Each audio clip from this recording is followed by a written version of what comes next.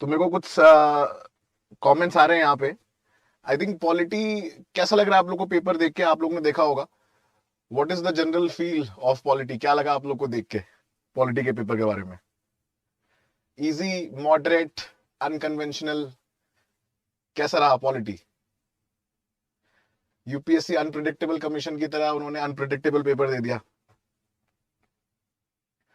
Favourite question of UPSC, देवियों सज्जनों, आपके सामने हाजिर है।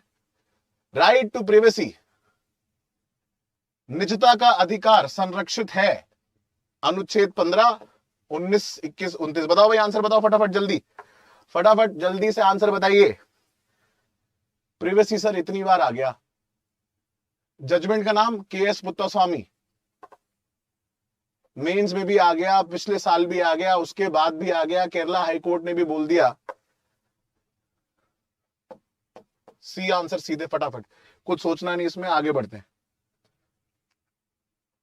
अब सवाल बढ़िया है, जिसको हम बोलते हैं मजेदार सवाल, जहां पे आपकी नॉलेज टेस्ट होगी। किसकी? RPA, representation of people's act 1951। Sir and ma'am बताइए, सवाल दिया हुआ है कि इंडिया में, स्टेटमेंट, इंडिया में there is no law restricting the candidates from contesting in one Lok Sabha election from 3 seats. Rahul Gandhi ji election लड़े कहां कहां से? प्रधानमंत्री मोदी जी इलेक्शन लड़े कहां कहां से? 2 सीट या 3 सीट? बताओ जल्दी फटाफट कमेंट में। 2 सीट से लड़े थे, 3 सीट से लड़े थे? 2 सीट्स है। आरपीए का प्रोविजन है कि नहीं है सर? बताइए, आरपीए का प्रोविजन है या नहीं है? तो इंडिया में 3 सीट का क्राइटेरिया नहीं है कुछ भी। यहां पे जो क्राइटेरिया है वो है आपका 2 सीट्स को लेके, और वो भी है सेक्शन 33 क्लॉज 7। करंट अफेयर्स की क्लास में गला बैठ गया बोल बोल के सर मेरा, पढ़ लो आरपीए। पढ़ पढ़ के, मतलब बोल बोल के आपको पता होगा गला बैठ गया मेरा। आरपीए पढ़ के जाना। एग्जाम्पल भी दे दिया था राहुल गांधी जी का और मोदी जी का भी। 2 सीट से लड़े हैं, 2 सीट के लिए है। पहला गलत हो गया। दूसरा नहीं पता, हमें नहीं आता। दूसरा बोल रहा 91 लोकसभा इलेक्शन जो है, देवीलाल जी जो थे, 3 लोकसभा कॉन्स्टिट्यूएंसी से वो आपके इलेक्शन लड़े थे। हमको मान लो नहीं पता। तीसरे पे आते हैं। तीसरा बोल रहा है, तो ये तो पहला गलत हो गया ना, क्योंकि 2 है रूल। तीसरा बोल रहा है कि as per existing rule, if a candidate contests in one Lok Sabha election from many constituencies, his or party should bear the cost of by-election to the constituencies vacated by him or her in the event of him or her winning in all the constituency। कहने का मतलब ये है कि sir आप 2 seat से लड़े, 1 seat तो छोड़नी पड़ गई आपको। अब उस पे होगा बाईपोल, ठीक है? अब उसमें क्या होगा? बाईपोल होगा, मतलब दोबारा इलेक्शन होगा। तो ये इलेक्शन कमीशन का बहुत समय से एक डिमांड रहा है कि सर पार्लियामेंट को रिक्वेस्ट करके कि सर सरकार अमेंडमेंट कर दीजिए आरपीए में। क्या अमेंडमेंट कर दो भाई? आरपीए देखो बनाया हुआ पार्लियामेंट द्वारा लॉ है, पार्लियामेंट ही चेंज कर सकती है। उन्होंने बोला सर आप आरपीए को अमेंड कर दो और ये पावर आप क्लॉज डाल दो कि अगर 2 सीट से आप लड़ रहे हो और दूसरी सीट आप छोड़नी तो पड़ेगी, क्योंकि सेक्शन 70 बोलता है आरपीए का कि आप 2 सीट तो लेके नहीं जा सकते, एक तो छोड़नी पड़ेगी आपको। तो उन्होंने बोला कि आप एक काम करिए, ये प्रोविजन डाल दो कि जो सीट छोड़ेगा उसी की पार्टी खर्चा उठाएगी, इलेक्शन कमीशन नहीं उठाएगा। तो ये अभी रिकमेंडेशन है, हुआ नहीं है ये। This is just a recommendation, this has not been implemented, very straightforward. तो अगर आपको ये नहीं भी पता था, तो अगर आप एलिमिनेट करोगे 1, करोगे 3, सीधा एक आंसर है B, done done done done. ठीक है जी, चलिए। इजी था ये सवाल? कितने लोगों को इजी लगा बताओ जल्दी कमेंट में। कितने लोगों को इजी लगा सवाल? ये जल्दी बताइए फटाफट, आगे बढ़ेंगे फिर हम लोग। आ जाइए sir. One of my favourite question from today's paper, personal favourite, for no other reason, just ऐसे ही। आ जाते हैं कस्टडी को लेके। रीजन बताऊंगा मैं क्यों क्यों क्यों पर्सनल फेवरेट है। आप जो समझ रहे हैं वैसा नहीं है, जो चल रहा है उससे रिलेटेड कुछ नहीं है। बट पर्सनली फेवरेट है क्योंकि डीएनए में पढ़ाया सर। ठीक है, क्या पढ़ाया डीएनए में अभी बताते हैं सर। देखिए, with reference to following statement, आज judicial custody means an accused is in the custody of the concern magistrate. अरे भैया, जुडिशियल लिखा है तो मैजिस्ट्रेट ही होगा, पुलिस तो होगी नहीं। वैसे भी 24 घंटे के अंदर सामने लाना होता है मैजिस्ट्रेट के सामने। ठीक है, जुडिशियल कस्टडी मतलब मैजिस्ट्रेट के पास ही रहोगे आप। And such accused is locked up in police station. जब आप जुडिशियल कस्टडी में मैजिस्ट्रेट के पास हो तो पुलिस के पास क्या करने जाइएगा, बताइए? गलत। जुडिशियल कस्टडी में मैजिस्ट्रेट ये जानना चाहता है कि भाई इसको कोई खतरा तो नहीं है पुलिस के इन्वेस्टिगेशन से, तो वो उसको जेल में बंद करवाएगा। पुलिस लॉकअप में नहीं रहोगे आप जुडिशियल कस्टडी में। अभी आपको पता है, मैं नाम नहीं ले सकता, बट बहुत न्यूज चल रही है, आपको पता है जुडिशियल कस्टडी हुई है तो जेल भेजा जाता है, पुलिस लॉकअप में आप नहीं रहते हो। क्योंकि मैजिस्ट्रेट को यह असर्टेन करना होता है कि वो सही रहेगा या नहीं रहेगा। और इसीलिए जो दूसरा स्टेटमेंट है वो भी रिलेटेड है कि पुलिस इन्वेस्टिगेट नहीं करेगी बिना मैजिस्ट्रेट से परमिशन लिए।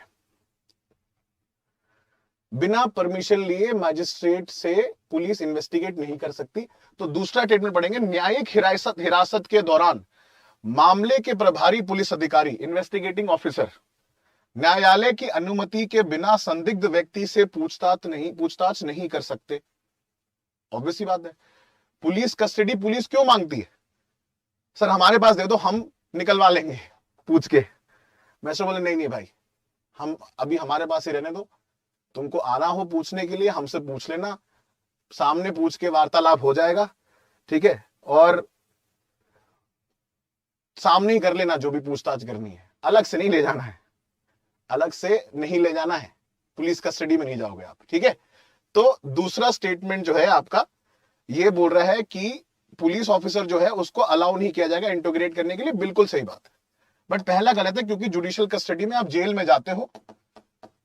अब चाहे आप यरवाड़ा जेल जाओ या आर्थर जेल जाओ, हमको क्या लेने देना उससे?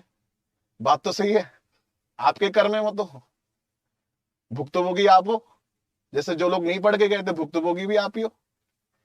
सही बात है ना सर? तो जुडिशियल कस्टडी मतलब जेल, मतलब not in police custody. Answer is B.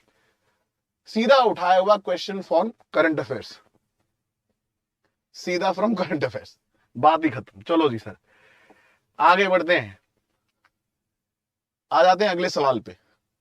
एक और आ गया, लो जी, मैंने इस क्वेश्चन का आंसर पिछले में ही दे दिया, यरवाड़ा जेल। परोल को लेके आ गए आप। ठीक है, परोल को लेके सवाल आ गया। परोल को लेके सवाल आया है कि विथ रेफरेंस टू दी, एक सेकेंड ना, हाँ, India consider the following statement. जब भी एक कैदी पर्याप्त आधार प्रस्तुत करता है तो ऐसे कैदी को परोल मना नहीं किया जा सकता क्योंकि वो उसके अधिकार का मामला बन जाता है। बात तो सही है भाई। अगर कैदी जो है वो सही तरीके से, उसका जो है आप कह सकते हो आचार है, बिहेवियर अच्छा है उसका, तो यार दे दो उसको परोल, जाए थोड़ा मिल मिल के अपनी फैमिली से। ठीक है, अपनी फैमिली से मिलके आए तो दे तो सकते हो, कोई दिक्कत की बात नहीं है। बट क्या डिनाई नहीं कर सकते? कर सकते हैं सर, बोल देंगे कुछ हो गया ऐसा नहीं दे सकते, in the interest of security of the person और the other concerning person relating to the case और द फैमिली मेंबर। कर सकते हो सर। परोल मतलब क्या होता है कि जब आप जेल में होते हो तो आपको बीच में कभी कभी छुट्टी मिल जाती है जाने के लिए कि जाओ भाई परिवार वालों से मिलाओ। परोल एंड फरलो करके होता है। देखिए इसका ना अभी तो देखिए हम लोग एक पेपर का ओवरव्यू ले रहे हैं। मैं जरा आपको एक चीज बता दूं कि हम लोग अभी पेपर का ना ओवरव्यू ले रहे हैं कि कैसा था, क्या क्वेश्चन कहां से आया, आंसर क्या है। डिटेल्ड एक्सप्लेनेशन जो है बिल्कुल आपका लाइव डाउट सेशन के साथ, वो शाम को स्पेशल क्लासेस होने वाली हैं अनअकैडमी के प्लेटफॉर्म पे, वहां पे होगा। पूरा डिटेल सोल्यूशन, प्रोविजन, सेक्शन, एक एक चीज आपको दिखाई जाएगी, सोर्स भी दिखाया जाएगा कहां से सवाल आया है। बट फिर भी मैं आपको बता दे रहा हूं पेपर की कैसा है, क्या इसका सोर्स भी है मैं फिर भी बता दे रहा हूं, लेकिन डिटेल जो प्रोविजन है, डिटेल सेक्शन जो है वो हम आपको स्पेशल क्लासेस में शाम को दिखाएंगे, तो फटाफट उसके लिए भी एनरोल कर लीजिए। तो जब ये जो है पैरोल जो दिया जाता है जनरली इसलिए होता है कि आपको कभी कभी अच्छे व्यवहार की वजह से, कि आपका बिहेवियर अच्छा था जेल में, तो आप रिक्वेस्ट करते हो कि सर एक कुछ महीने के लिए हमें जरा परिवार से मिलना है, तो उसके लिए मिल जाता है। बहुत सारे फेमस लोगों को मिला हुआ है, आप खुद ही जानते हैं बेटर, हम क्या बताएं आपको। तो उनको छुट्टी दे दी जाती है कुछ दिनों के लिए, फिर वापस जेल आ जाते हैं, तो उसको पैरोल बोला जाता है। तो इसमें सबसे इंपॉर्टेंट चीज क्या है कि ये अधिकार तो है, लेकिन अधिकार ऐसा नहीं है जिसको सरकार कैंसिल ना कर सके, क्योंकि law and order is a state subject. Simple सवाल, लॉ एंड ऑर्डर जो है स्टेट सब्जेक्ट है, जेल स्टेट के सब्जेक्ट के अंदर आता है 7 शेड्यूल के अंदर, और सिंपल सी बात यह है कि उसको लेके चेंजेस जो है स्टेट कर सकते हैं। इसीलिए हर राज्य में पैरोल को लेके हर स्टेट का अपना एक खुद का रूल है। Every state has their own rule, because every state has their own rule regarding jail. तो हर स्टेट का अपना अपना एक जो है स्पेसिफिक लेजिस्लेशन है, लॉ है रिगार्डिंग दी पैरोल। तो इसमें यह लिखा हुआ है पहले स्टेटमेंट कि उसको हम कैंसिल नहीं कर सकते, ऐसा नहीं, कैंसिल किया जा सकता है। कई बार एंड मोमेंट में पैरोल कैंसिल कर दी जाती है, तो पहला गलत है, ठीक है। तो इस वजह से पहला स्टेटमेंट गलत है। दूसरा सही है कि पैरोल जो है उसको लेके हर स्टेट का अपना लॉ अलग है, और इस वजह से पैरोल जो है आपकी डिनाई भी की जा सकती है, चाहे वो पहले अप्रूव कर दी गई हो, ठीक है। चलिए अगले पे आ जाते हैं।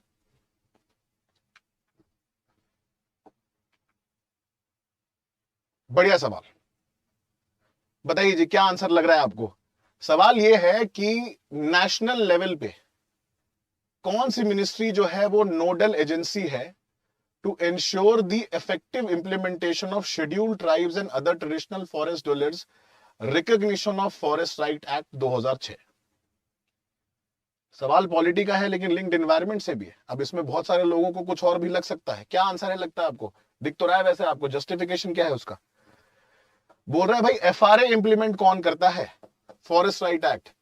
अब सवाल क्यों पूछा गया, ये हर दिन न्यूज आ रही है, इस टाइगर रिजर्व में जो है फॉरेस्ट डिपार्टमेंट से ये हो गया, एफआरए राइट नहीं मिल रहा, ट्राइबल्स को एविक्ट कर दिया गया, शेड्यूल ट्राइब्स को एविक्ट कर दिया गया, कॉन्फ्लिक्ट हो गया, उनको डिस्ट्रिक्ट लेवल कमिटी से जाना पड़ रहा है मिलने के लिए।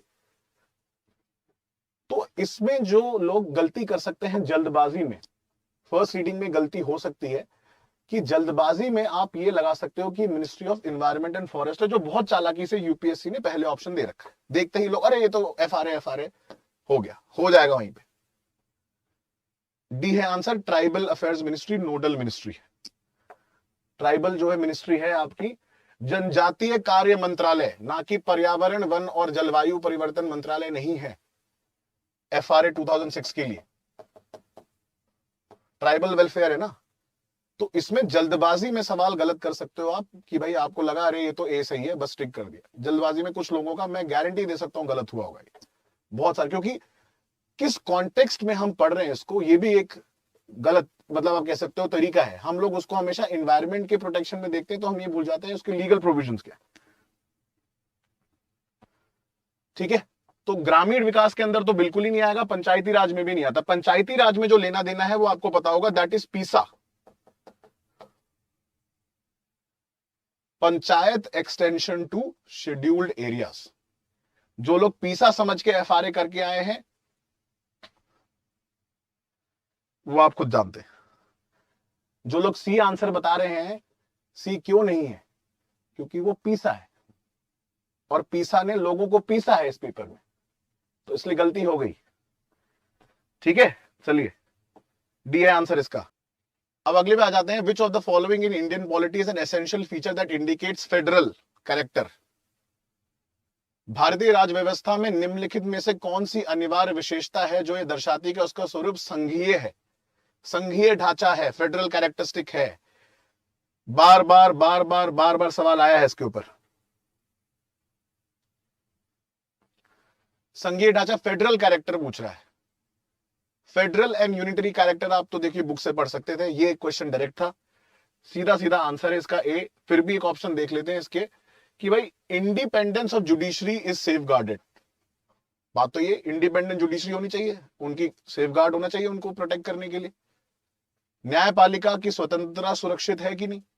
चलो ठीक है, ऑप्शन देखते हैं बाकी। Union legislature has elected representative from constituent units, अरे वो तो वैसे भी इलेक्शन होता है, इसमें फेडरल कैरेक्टरिस्टिक्स का क्या लेना देना। Union cabinet can have elected representatives from regional parties, guarantee तो नहीं है ना।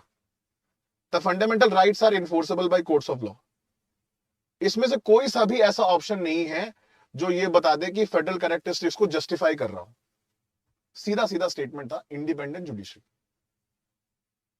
क्योंकि अगर यूनिटरी फीचर होगा तो जुडिशरी पे इंडिपेंडेंस नहीं होगी, जो मेन कोर्ट बोलेगी सारा वही होगा। तो India follows a system of independent and integrated judiciary both.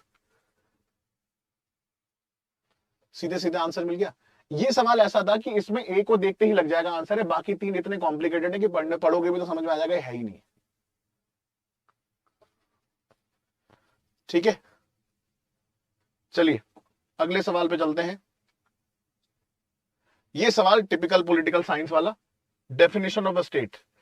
अरे भाई जितने स्टूडेंट्स हैं हमारे जरा क्लास के, उठाइए जरा हाथ, जरा फटाफट बताइए कितनी बार पढ़ाया होगा क्लास में ये स्टेट वर्सेस नेशन। क्या मतलब है स्टेट का, क्या मतलब है नेशन का, नेशन स्टेट क्या होता है, कितनी बार पढ़ाया। और ये भी बताया कि क्या इंडिया नेशन स्टेट है, पढ़ाया कि नहीं पढ़ाया बताओ क्लास में। नेशन स्टेट, स्टेट की डेफिनेशन क्या होती है, स्टेट क्या है बताइए। स्टेट में होती है आपकी पहले तो एक टेरिटरी, मतलब एक एरिया, उसमें रहने वाली होती है एक पॉपुलेशन, उस पॉपुलेशन को गवर्न करने के लिए होती है एक गवर्नमेंट, और they enjoy what is called as sovereignty.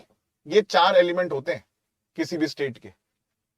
एक एरिया, उन्हें पता है फिक्स बाउंड्री है, ये एक पॉलिटिकल कॉन्सेप्ट है एक, कि एक फिक्स बाउंड्री है, उसमें एक पॉपुलेशन रहती है, पॉपुलेशन को गवर्न करने के लिए एक सरकार होती है, और वो क्या होगी, सॉवरेन होती है, अपने डिसीजन खुद ले सकती है, उनको बाहर से ज्यादा इंटरफेरेंस नहीं होता।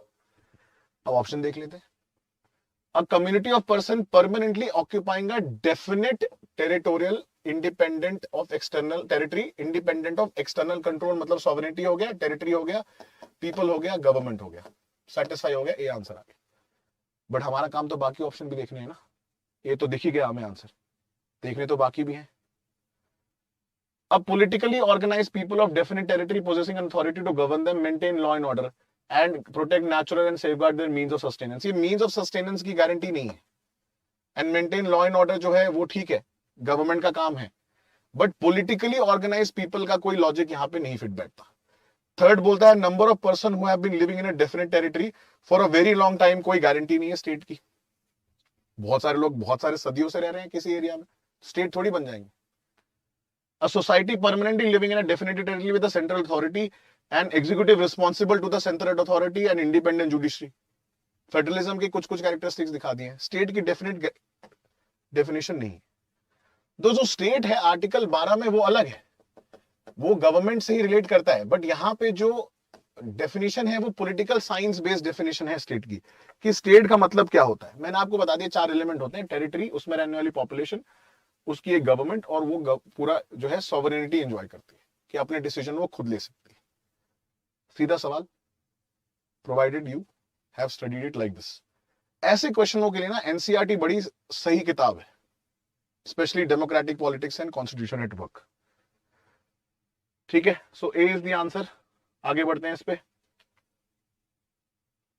अगला सीधा सवाल कॉन्स्टिट्यूशन से सीधे उठाया गया है, retired justice of supreme court को लेके। ये देखिए सवाल आने का मेन कारण ये था कि बहुत ज्यादा जुडिशियल वैकेंसीज थी, सरकार कई बार जो कोलिजियम कई बार रेकमेंड कर रहा था नाम, लेकिन वैकेंसी होने की वजह से काम हो नहीं पा रहा, तो फाइनली अपॉइंटमेंट हुए बहुत सारे सुप्रीम कोर्ट के जजेस का। तो अगर आप यहां पे देखेंगे, with reference to Indian judiciary consider the following statement, कि एनी रिटायर्ड जज of supreme court of India can be called back to sit and act as a supreme court जज by the chief justice of India, but उसमें राष्ट्रपति जी का पहले approval चाहिए होता है। ठीक है, आपके राष्ट्रपति जी का अप्रूवल चाहिए होता है। एनी सुप्रीम कोर्ट जज कैन बी अपॉइंटेड, अगर वो रिटायर्ड है तो काम अगर लग रहा है कि है तो उसके लिए prior approval of the president is required, और उनको अपॉइंट किया जा सकता है। चीफ जस्टिस अगर चाहेंगे इंडिया के, हो सकता है, बिल्कुल हो सकता है। Article number 128 of the constitution सीधे सीधे दिया हुआ है, कोई इफ्स एंड बट्स की बात ही नहीं।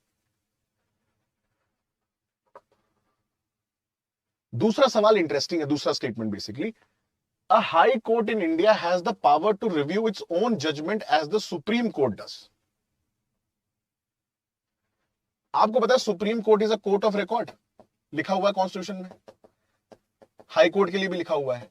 बट क्या हाई कोर्ट अपने जजमेंट खुद रिव्यू कर सकता है जैसे सुप्रीम कोर्ट कर सकता है? क्या लगता है आपको? बताइए, बताइए फटाफट बताइए, ऑप्शन में क्या लगता है आप लोग को, कमेंट्स में बताएं जल्दी से।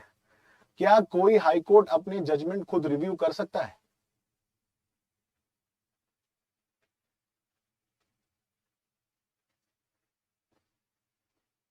कुछ लोग नो बोल रहे हैं, कुछ लोग यस बोल रहे हैं, कुछ लोग नो बोल रहे हैं।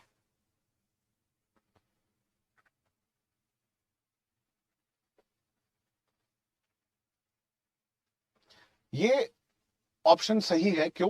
क्योंकि केरला हाई कोर्ट ने बोला है, और उसके बाद ये बताया भी गया था, और उसके बाद काफी जगह ये मेन स्ट्रीम हर न्यूज़पेपर में आया था। केरला हाई कोर्ट का जजमेंट आया कि भाई हम भी कोर्ट ऑफ रिकॉर्ड हैं, तो क्यों नहीं जजमेंट रिव्यू कर सकते? Both are correct. Even high courts are constitutional courts, they are not like other subordinate courts, high court and supreme court, they can review their own judgement. Kerala high court का judgement है कि we are also a court of record, therefore हम भी क्योंकि court of record है, हम भी अपना जजमेंट रिव्यू कर सकते हैं, हम भी रिव्यू कर सकते हैं। दोनों स्टेटमेंट सही है। बुक्स में ऐसी चीजें डायरेक्टली नहीं मिलेगी, न्यूज़पेपर पढ़ना बहुत जरूरी है। ठीक है, तो अगर आप बोलेंगे करंट अफेयर्स के 8 सवाल आए, टेक्निकली करंट अफेयर्स के बहुत सवाल आए, क्योंकि करंट से ही टॉपिक लिंक थे, और ये मैंने पढ़ाया हुआ है क्लास में। चलिए खैर, एनीवे आगे बढ़ते हैं। अगला सवाल, with reference to India consider the following statement. ये थोड़ा सवाल ट्रिकी है, क्योंकि इसमें कंफ्यूजन हो सकता है लोगों को कि भाई there is only one citizenship and one domicile. Citizenship तो आपको पता ही एक ही होती है इंडिया में, तो डुअल सिटीजनशिप तो अलाउड है नहीं, ये तो आपको पता ही है। इंडिया में सिटीजनशिप तो सिंगल ही है, डुअल तो है नहीं। और डोमिसाइल क्या होता है कि आप किस स्टेट के रेजिडेंट हो, वो भी ये तो दिखा नहीं सकते कि मैं दो दो जगह का डोमिसाइल है मेरा। दिखा सकते हो क्या? नहीं दिखा सकते ना आप, तो अलग अलग एग्जाम होते हैं, उसके लिए क्राइटेरिया भी होता है कि आपका डोमिसाइल यहां का होना चाहिए, नहीं दिखा सकते ना आप। तो फिर तो एक ही होगा ये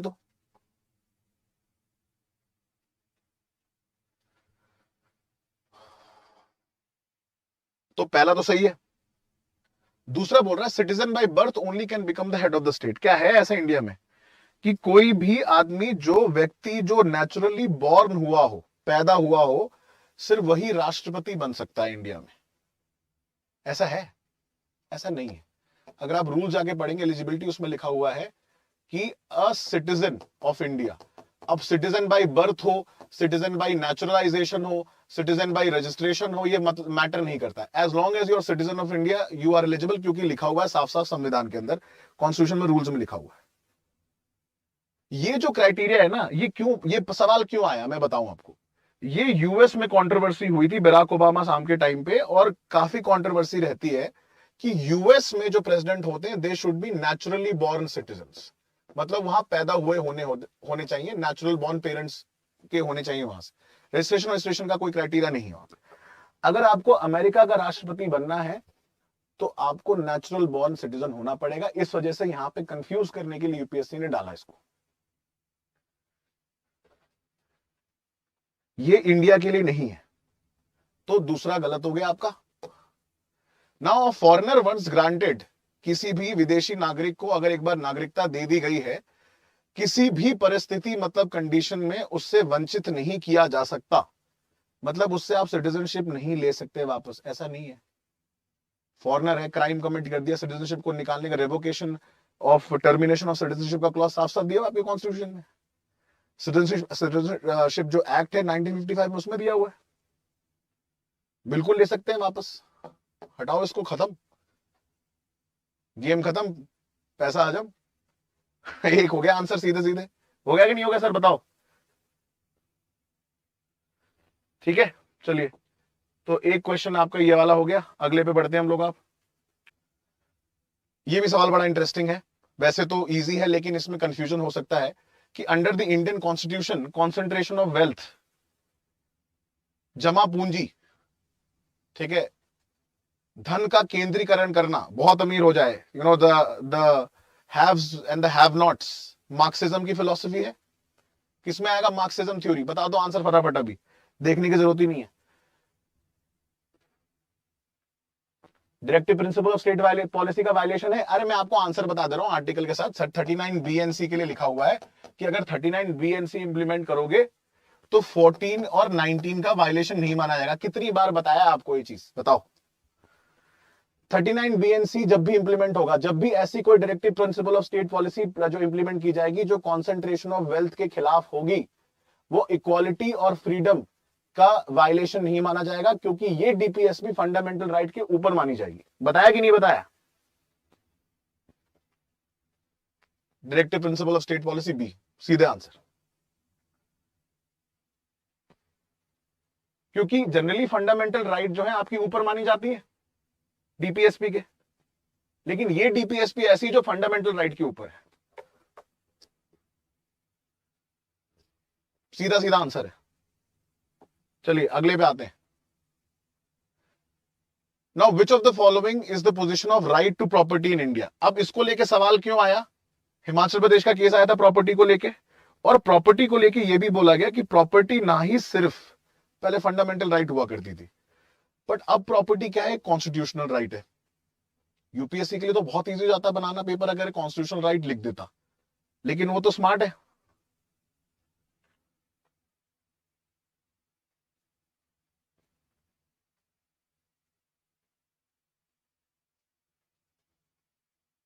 ठीक है, वो तो स्मार्ट है। उनका क्या है कि वो तो चाहते ही नहीं कि आप इतने स्मार्टली आंसर निकाल लो, तो उन्होंने क्या बोला, सिंपल करते हैं काम, लीगल राइट लिख दो।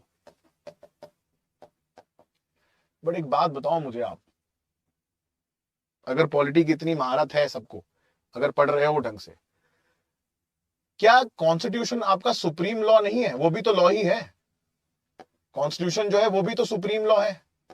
संविधान क्या अलग थोड़ी है, वो भी एक लॉ है, और कॉन्स्टिट्यूशन सुप्रीम लॉ है। तो कॉन्स्टिट्यूशनल राइट बोल दो आप, लीगल राइट क्योंकि लॉज में मेंशन रहती है, लेकिन ये भी तो लॉ ही है 300A। तो उसने बड़ाई चालाकी से इसको लीगल राइट लिख दिया, और उसमें लिखा हुआ है no person will be deprive. तो नो पर्सन मतलब एनी पर्सन हो गया, legal right available to any person. Legal इसलिए क्योंकि लॉ है, लॉ है तो कौन सा लॉ है? सबसे सुप्रीम लॉ है, कॉन्स्टिट्यूशन लॉ है। लीगल लिख दो, कॉन्स्टिट्यूशन लिख लो, दोनों सही। क्लियर? सीधा सवाल, आगे बढ़ते हैं। सर सीधे सीधे प्रियम्बल का सवाल है। प्रियम्बल हमेशा से इंपॉर्टेंट टॉपिक रहा है यूपीएससी के लिए। सीधे पूछते हैं प्रियम्बल में क्या लिखा है। मैंने बोला था रट के चले जाना, we the people of India having solemnly resolved to constitute India into a क्या? Sovereign socialist secular democratic republic. इन्होंने बस ये बोल दिया कि 26 जनवरी 1950 को क्या क्या था। आपको पता है 42nd अमेंडमेंट एक्ट के बाद क्या आया? सीधा सीधा सवाल है। पहले क्या था? Sovereign democratic Republic.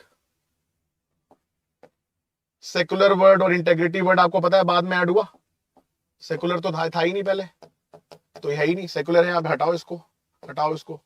डेमोक्रेटिक से पहले सॉवरेन भी तो है। सीधे सीधा आंसर। अगर आपको नहीं भी पता था तो सेकुलर तो बाद में ऐड हुआ, इसको लेके इतना बवाल हुआ। सीधा सीधा है 42nd अमेंडमेंट एक्ट। सीधा सवाल था, इजी था। अच्छा अब आप जब देख रहे होगे, जब आपने ये, मैं पूछना चाहता हूं आप लोगों से, कमेंट्स में बताइएगा कि जब आप लोग ने पेपर देखा पहली बार, जिन लोगों के हाथ लगा, जिन्होंने देखा, या जो लोग देख रहे हैं, या जो लोग बाद में देखेंगे इसको, एनालिसिस को देख के लगा होगा कि यार पेपर डिफिकल्ट है पॉलिटी का। बट अब जब आप सॉल्व कर रहे हो तो आपको रियलाइज हो रहा है कि इतना डिफिकल्ट नहीं है।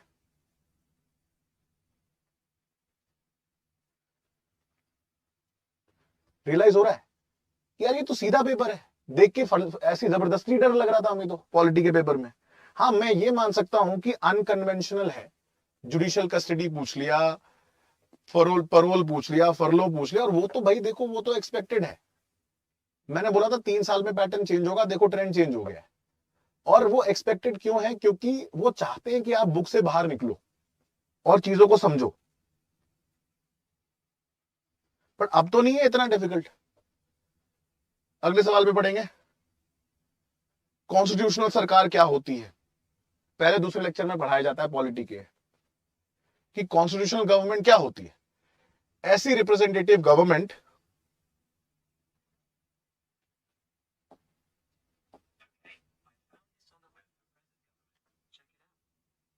सीरी भी एक्टिव हो गया, सोचो। कॉन्स्टिट्यूशनल गवर्नमेंट का आंसर देने बताने लग गया वो, सोचो। आप लोग से तेज हो गया सीरी, आंसर बताने लग गया फटाफट। देख रहे हो आप? चलिए, एनीवे, सो कॉन्स्टिट्यूशनल गवर्नमेंट क्या है? एक रिप्रेजेंटेटिव गवर्नमेंट है of a nation with federal structure. ठीक है भाई, गवर्नमेंट है रिप्रेजेंटेटिव, एग्जाम्पल हो सकता है उसका, श्योर नहीं है अभी हम। Government whose heads enjoy nominal powers.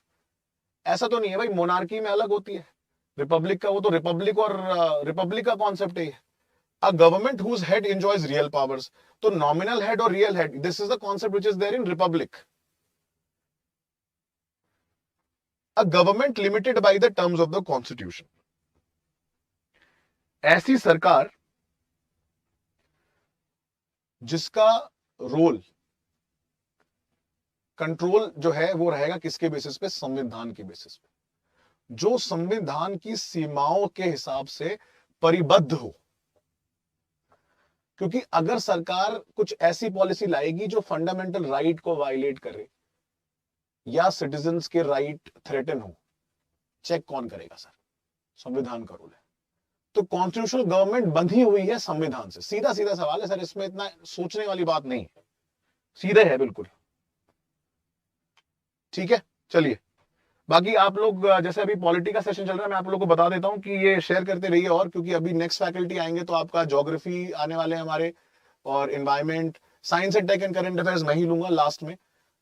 उस साइंस एंड टेक के भी बड़े इंटरेस्टिंग सवाल आए थे जिसके बारे में बात करेंगे। डिजीज रिलेटेड बहुत सवाल थे, करंट अफेयर्स बेस्ड थे, तो उसको मैं लास्ट में लूंगा। मेरे बाद जो है ज्योग्राफी, एनवायरमेंट, ऐसे इकोनॉमी जो है, बाकी सब्जेक्ट एक्सपर्ट्स और फैकल्टीज आएंगे जो इसको कंटिन्यू करेंगे। ठीक है, तो आगे देखते हैं अगले सवाल पे। अब भारत रत्न को लेके है, these are now related to awards. ठीक है, अवार्ड को लेके है, बोल रहा है कि भाई consider the following statement respect to Bharat Ratna and Padma awards. Okay, Bharat Ratna and Padma awards are titles under the article 18(1) of the constitution of India. तो मतलब तो ये कि भाई फिर तो मिलना नहीं चाहिए। बात तो फिर यही हुई कि हमें तो नहीं देना नहीं चाहिए फिर, क्योंकि अगर आप ये बोल रहे हो कि ये अगर टाइटल्स हैं, अबॉलिशन ऑफ टाइटल है आर्टिकल 18, कि भाई राय बहादुर, ये बहादुर, वो बहादुर, सब बहादुर, ये टाइटल हटा दिए जाएंगे। तो अगर ये अवार्ड है, टाइटल तो है नहीं है, तो इसके लिए इनको टाइटल की कैटेगरी में नहीं माना जाता। बट इसमें एक चीज है कि आप अपने नाम के आगे, नाम के बाद ही नहीं ले सकते कि भारत रत्न अवार्डी श्री श्री श्री हो आप, या पद्म विभूषण अवार्डी श्री श्री श्री हो। कॉमनली आप यूज नहीं कर सकते। हाँ ठीक है, रिकग्निशन है आपके लिए, क्योंकि उस केस में इसको वापस लिया जा सकता है। तो ये अबॉलिशन ऑफ टाइटल्स की कैटेगरी में नहीं आता। मेन चीज क्या है कि सवाल में आपको ध्यान देखना कि इसने नॉट करेक्ट पूछा। ये बहुत लोग गलती करते हैं एग्जाम में जल्दबाजी में, कि कौन सा गलत है वो पूछ रहा है, गलत स्टेटमेंट कौन सा है। नॉट करेक्ट पूछा गया है। Bharat Ratna and Padma awards title under article 18(1), बिल्कुल गलत है।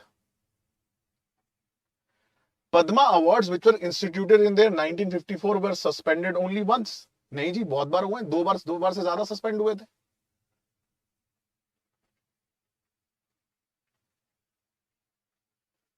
तो दूसरा भी गलत हो गया।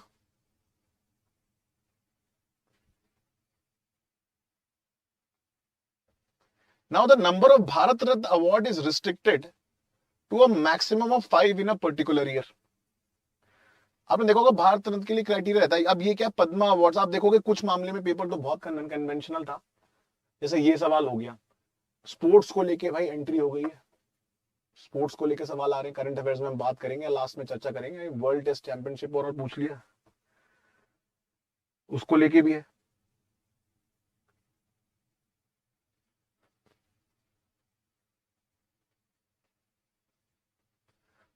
कुछ मामले में तो अनकन्वेंशनल है। कट ऑफ के बारे में जिनको पूछ रहे हैं लोग, जानना चाह रहे हैं कट ऑफ के बारे में, हम लोग प्रिडिक्शन करेंगे एंड में। पहले एक बार जरा सा पूरा डिस्कशन हो जाए। देखिए कट ऑफ तो बाद में डिसाइड होती है ना, पहले जरा पेपर का समझ में तो आ जाए कि पेपर का लेवल क्या है। अभी देखो लोगों को डर लग रहा था, पॉलिटी बहुत डिफिकल्ट आ गया है, 2-3 सवाल अनकन्वेंशनल थे। अगर आपने आरपीआई अगर पढ़ा हुआ है, बात सुनी हुई अपने टीचर्स की, तो आप ये पेपर कर लोगे, पॉलिटी का तो एटलीस्ट कर लोगे अच्छे से। तो पहला भी गलत है, दूसरा भी गलत है, तीसरा सही है, क्योंकि भाई रिस्ट्रिक्शन रहता है उसमें। तो नॉट करेक्ट पूछा तो ए, इसलिए इसका आंसर है 1 and 2 ओनली। तो देखिए पॉलिटी का एक तो ये जो है आपका ट्रेंड वाली स्लाइड, पॉलिटी का जो है ये तो देखिए सवाल के आपके लेवल थे। अब आप मुझे देख के बताइए जरा, जितने लोग कमेंट में हैं, कि पॉलिटी के क्वेश्चंस क्या लगे आपको, रेटिंग दो जरा डिफिकल्टी पे on the basis of 10 out of 10। जरा बताओ क्या लगता है आपको, कितने डिफिकल्ट थे, रेटिंग जरा बताओ आप।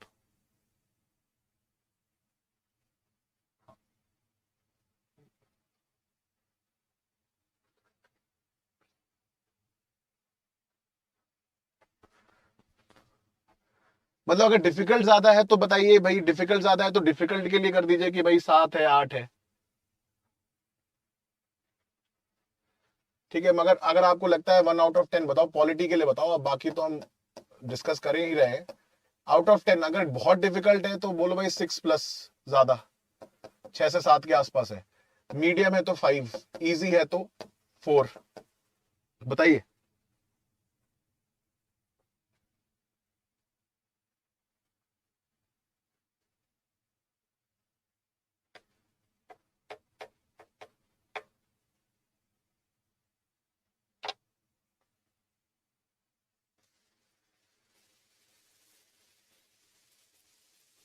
तो मेजरली लोग 6 से 7 के बीच में ही रख रहे हो आप लोग, मतलब फिर ठीक है, मतलब फेयर अमाउंट ऑफ आइडिया है चीजों को लेके। फिर तो अगर हम ट्रेंड एनालिसिस देख लेते हैं एक बार जरा, अब ये पूरा हमारे सामने पिक्चर जो है सामने आ चुकी है, हमारे सामने पूरी कहानी जो है वो आ चुकी है कि भाई पेपर जो है कितना आया, पूरा आपको चार्ट दिख रहा है सामने कि क्या सिचुएशन है। तो अगर आप देखेंगे नीचे पॉलिटी, जैसे हम इकोनॉमी में करते हैं ना ट्रेंड एनालिसिस, 6 फिर 22 फिर सडनली गिर गया, फिर ये क्या जिगजैग चल रहा है। जैसे हम लोग जीडीपी देखते हैं कि जीडीपी ऊपर नीचे जा रही है भाई साहब, बट यहाँ जीडीपी पॉलिटी की है, ठीक है। यहाँ पे जो हम जीडीपी की बात कर रहे हैं यहाँ पे पॉलिटी की है। ज्योग्राफी 9, 12, 17, 7, 8, 12। अच्छा अगर आप लोग मेरी बात ध्यान से देखोगे तो मैं बार बार वही चीज आपको शुरू से रिपीट कर रहा हूं, आप लोग भी शायद पक गए होंगे सुन के कि क्या सर वही बार बार बोल रहे हैं। 3 साल 1, 2, 3 जंप, 1, 2, 3 जंप। यहां पे थोड़ा कंसिस्टेंट है लेकिन गिरा दिया, बहुत पढ़ा दिया एनवायरमेंट। बोले कितना पूछोगे यार, एनवायरमेंट पढ़ ही तो रहे हो। देख लो 1, 2, 3 4th year trend change, 1, 2, 3 4th year trend change. Start करने पे ही बोल दिया था मैंने चीज। अब यहाँ पे क्या है, 1, 2, 3 ऑलमोस्ट कंसिस्टेंट था, थोड़ा सा चेंज कर दिया पे एनवायरमेंट। अभी तो हमने इसकी बात करी, अगला देखते हैं जरा, इसमें देखो आप हिस्ट्री आर्ट एंड कल्चर थोड़ा सा एक्सेप्शन रहा है। देखो वो तो रहेगा थोड़ा बहुत, हिस्ट्री आर्ट एंड कल्चर के लिए तो हम ज्यादा नहीं बोल सकते। 17, 14, 21, 15, 20, 20 और इस बार 20 में भी जो सवाल है वो भी बड़े इंटरेस्टिंग है, स्पेशली हिस्ट्री के जो है। इकोनॉमी 29, 29 ऑलमोस्ट 50, 18 और सीधे जंप नीचे 15, कम कर दिए। बट इकोनॉमी के साथ क्या है, क्योंकि इकोनॉमी करंट अफेयर्स और लिंक्ड है एग्रीकल्चर से, तो आप उसको अलग से नहीं देख सकते। क्योंकि जैसे करंट अफेयर्स आप देखोगे मिसलेनियस 6 है, तो वो अभी जैसे आपने एग्जांपल देखा कि भाई पेरोल वाला क्वेश्चन या जुडिशियल कस्टडी वाला क्वेश्चन, वो आपका करंट अफेयर से ही तो आया है। अब बुक में तो आपको मिलेगा नहीं जब तक आप लॉ नहीं पढ़ोगे या सीआरपीसी नहीं पढ़ने वाले हो, जब तक आप, या तो आप लॉ ऑप्शनल के स्टूडेंट हो, जब तक आप लॉ ऑप्शनल के स्टूडेंट नहीं हो या सीआरपीसी नहीं पढ़ी है, तब तक तो आप ऐसे तो नहीं कर पाओगे उसको। तो करने का तरीका क्या, करंट अफेयर्स दिख रहा है आपको यहाँ पे, तो करंट अफेयर्स को अगर आप सोल एंड सोल ये सोच रहे हो कि 5 क्वेश्चन है, तो वो नहीं है, क्योंकि पॉलिटी में, इकोनॉमी में, एनवायरमेंट में करंट अफेयर्स का बहुत बड़ा रोल है, क्योंकि करंट अफेयर्स आपके स्टैटिक क्वेश्चन को पुल कर रहा है कि अच्छा ये अरेस्ट हो गया, चलो भाई जुडिशियल कस्टडी पूछ लेते हैं क्या होती है, अच्छा उसको पैरोल मिल गई, चलो जरा पूछते हैं इनको कितना आता है।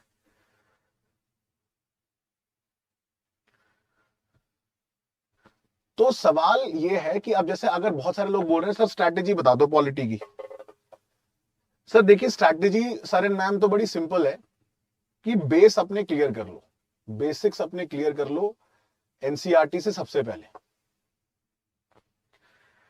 पहले बेसिक्स क्लियर करिए आप, पता तो हो भाई स्टेट क्या होता है, नेशन क्या होता है, कॉन्स्टिट्यूशनल डेमोक्रेसी क्या होती है, थियोक्रेसी क्या होती है, कि ईरान और पाकिस्तान सिमिलर क्यों है और इंडिया से डिसिमिलर क्यों है, कॉन्स्टिट्यूशन होता क्यों है, क्या रोल है, क्यों उसको पढ़ना चाहिए। बेसिक्स एक बार आपका एनसीईआरटी से हो गया, फिर आप कोई भी स्टैंडर्ड बुक कोर्सेज रेफर कर सकते हो, लेकिन जैसे मैंने बताया too much attachment with a book is dangerous, specially in these times. आपका सबसे बड़ा साथी है आपका न्यूज़पेपर, ठीक है, आपका सबसे बड़ा साथी है न्यूज़पेपर। अगर आप ढंग से उसको पढ़ रहे हो, नोट्स बनाना नहीं बनाना आपकी सहूलियत पे डिपेंड करता है, कुछ लोग बनाते हैं कुछ लोग नहीं बनाते, अब उस पर हम डिबेट में नहीं जाएंगे, बट बनाओगे तो बेटर रहेगा क्योंकि मेंस में काम आएगा रिवीजन के लिए बाद में। तो अगर आपने बेसिक्स क्लियर कर लिया और न्यूज़पेपर डेली अगर आप पढ़ रहे हो, नोट्स बना रहे हो, तो ऐसे सवाल बहुत ईजी लगेंगे आपको। हम लोग भी एनालिसिस कर रहे थे बैठ के, पेपर हमने भी देखा, देखते ही समझ में आ गया, तो पेपर पूरा ही करंट से आ गया।